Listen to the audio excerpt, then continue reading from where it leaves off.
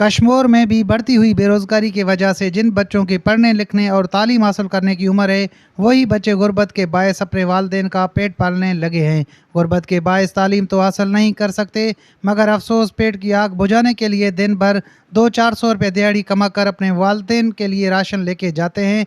और दूसरी जानब बदअमनी के बायस वालिदैन भी परेशान रहते हैं कि शाम को हमारे बच्चे राशन लेकर घर लौट कर आएंगे या नहीं। स्कूल जरा में करे ने और खर्चा पड़ने नब्बा कुरारे इंड पैदा दुकाना कम कारा कनु कतो या लोग बरू राशन पानी कनु देखूं दर बार 400 रुपये में गरीबत है भाई, स्कूल नहीं जा सकते हमारे।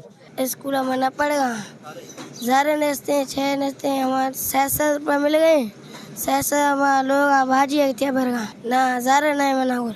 बच्चों ने बाला हुकाम से मुतालबा करते हुए कहा है कि हमें कश्मीर में रोज़गार, तालीम और शहर में अमन अमान चाहिए ताकि हम 2 वक्त का खाना पुरसकून खा सकें। कैमरा टीम के साथ रोशन अली बलोच, वश न्यूज़ कश्मीर।